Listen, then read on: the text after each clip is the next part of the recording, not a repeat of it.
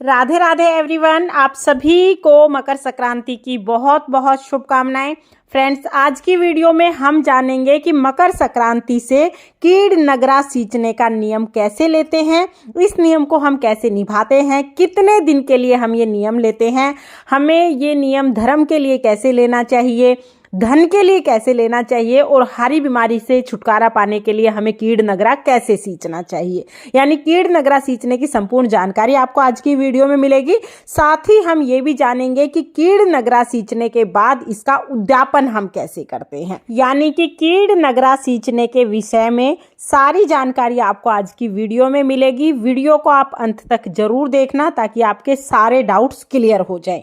तो चलिए अब शुरू करते हैं कि कीड़ नगरा कैसे सींचा जाता है, क्या नियम होते हैं। वैसे तो हजारों प्रकार के नियम संक्रांत के दिन से उठाए जाते हैं, लेकिन कीड़ नगरी का जो नियम है वो सबसे ज्यादा महत्वपूर्ण है।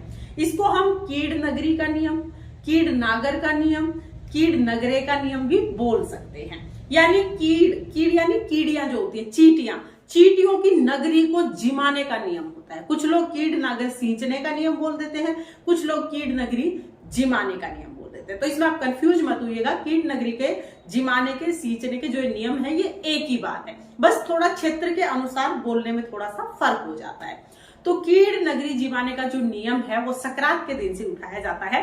कुछ लोग संक्रांत के दिन से नियम उठाते हैं और अगली संक्रांत तक पूरा एक साल तक इस नियम को निभाते हैं। वैसे एक साल तक ही हमें ये नियम जरूर निभाना चाहिए। तो हो सके तो आप पूरा एक साल तक ये नियम अपनाइएगा। संक्रांत से अपना के अगले संक्रांत तक हम करते हैं। कुछ लोग 6 महीने का नियम भी अपना लेते हैं। तो अगर आप पूरा एक साल नहीं जिमा पाते हैं तो 6 महीने का नियम अपना लीजिए, या कुछ लोग 40 दिन का नियम भी अपनाते हैं। तो आप अपनी सुविधा के अनुसार कितने भी दिन के नियम का संकल्प आप कर सकते हैं। मकर संक्रांति के दिन से नियम लिया जाता है और हो सके तो पूरा एक साल के लिए आप नियम लीजिएगा, ताकि आपको अपने जो आपका नियम है, जो संकल्प है, उसका संपूर्ण फल प्राप्त हो सके। कीड़ नगरी सींचने का नियम आप धर्म के लिए ले सकते हैं या धन धान्य की प्राप्ति के लिए ले सकते हैं। आप चाहें तो आप निरोगी काया या घर में किसी के जो बहुत ज्यादा बीमारियां रहती हैं, हारी बीमारी चलती रहती है, तो उसके लिए भी आप ये नियम ले सकते हैं। सबके लिए हमें भोजन थोड़ा अलग अलग लेना होता है। तो कैसे क्या करना है मैं आपको बता देती हूँ। तो देखिए, आटा तो हमें एक तरह से ही तैयार करना है, चाहे आप किसी भी चीज़ का नियम ले रहे हो। सबसे पहले हम आटा ले लेंगे। आप कोई भी आटा ले सकते हैं। यहाँ पर मैंने गेहूं का आटा लिया है। जो आटा आप खाते हैं ना वही आटा आप लीजिएगा। तो यहाँ पर गेहूं का आटा मैंने ले लिया है। इसमें हम मीठा डाल लेंगे। आप खांड, बूरा या शक्कर कोई भी मीठा डाल सकते हैं। तो मैंने यहाँ पर आटे में खांड डाल ली है। इसके बाद हमें इसमें थोड़ा सा घी डालना है। घी डालने के बाद देसी घी हमें इसमें डालना है थोड़ा सा। उसके बाद अच्छे से हम इसको मिक्स कर लेंगे। सब चीज़ों को अच्छे से मिक्स कर लेना है और ये हमारा चींटियों का जो भोजन है वो तैयार हो जाएगा। अगर आप सिर्फ धर्म के लिए, सिर्फ आप धर्म कर्म के लिए कर रहे हैं, धर्म पाने के लिए कर रहे हैं, तो फिर आपको इस तरह से आटा तैयार करना है। इसमें और कुछ भी नहीं डालना है। इस तरह से आपका आटा तैयार हो जाएगा। और अगर आप चाहें तो आप इसमें गोला भी डाल सकते हैं। कस के गोला डाल दीजिएगा।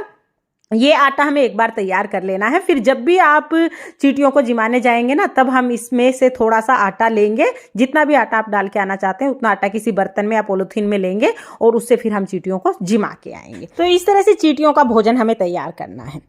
अब देखिए, ये तो हमने धर्म के लिए किया है। अगर आप धन के लिए कर रहे हैं, धन के लिए कीड़ नगरा सींच रहे हैं, तो हमें आटे में मीठा डालना है, थोड़ा घी डाल लेना है। आटा हमें इसी तरह से तैयार करना है। साथ में इसमें हमें तिल मिक्स कर लेने हैं, तिल डाल लेने हैं। अगर आप धन की प्राप्ति के लिए कीड़ नगरा सींच रहे हैं तो इस आटे में आप तिल जरूर जरूर डाल लीजिएगा। तिल बहुत ही शुभ माने जाते हैं और धन का प्रतीक माने जाते हैं। तो अगर आप धन प्राप्ति के लिए कीड़ नगरा सींच रहे हैं तो उस आटे में मीठे और घी के साथ आप थोड़े तिल भी जरूर जरूर डाल लीजिएगा।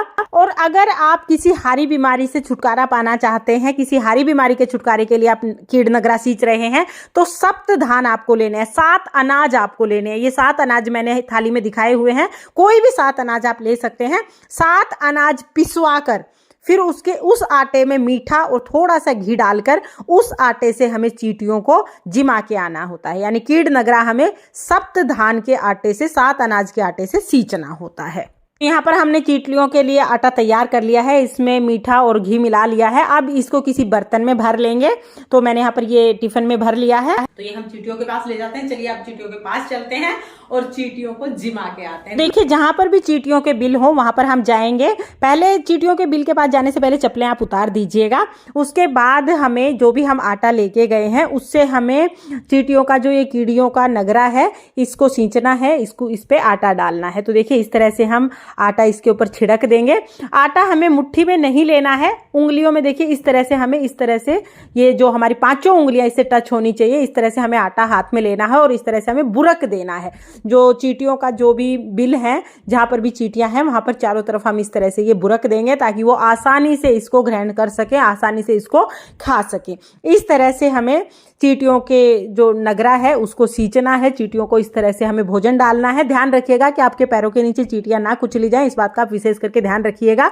तो आप थोड़ा सा दूर बैठ जाइए या थोड़ा सा दूर खड़े होकर इस तरह से आप चींटियों को आटा डाल दीजिएगा। ये बहुत पुण्य का काम होता है और देखिए इसका पुण्यफल आपको हर जन्म में प्राप्त होता है। तो चींटियों को आटा खिलाना सबसे ज्यादा शुभ माना जाता है। पहले के लोग तो रोजाना ही चींटियों के लिए आटा डाल देते थे। आटे में जो बूर होता था ना वो छान के अलग रख लेते थे और वो बूर हमेशा चींटियों के लिए ही जाता था। लेकिन आजकल ये रेगुलर कर पाना पॉसिबल नहीं हो पाता है। तो आप कम से कम मकर संक्रांति को ये नियम अपनाएं ताकि 1 साल तक आप लोग लगभग रोजाना चींटियों को आटा खिला के आए। अगर किसी कारण से आप किसी दिन भूल जाते हैं तो फिर आप जिस दिन जाएंगे, अगले दिन जब भी जाएं तो आप 2 मुट्ठी ले जाएं आटे की और उससे आप चींटियों को सींच दीजिएगा। पूरा 1 साल तक इस तरह से चींटियों को खाना खिलाने के बाद फिर हमें अगली मकर संक्रांति को इसका उद्यापन करना होता है। हमें क्या करना है, जिस दिन हमारा संकल्प पूरा होगा, यानी इस मकर संक्रांति को हमने संकल्प लिया है, अगली संक्रांत को जब 1 साल हो जाएगा तब हम क्या करेंगे,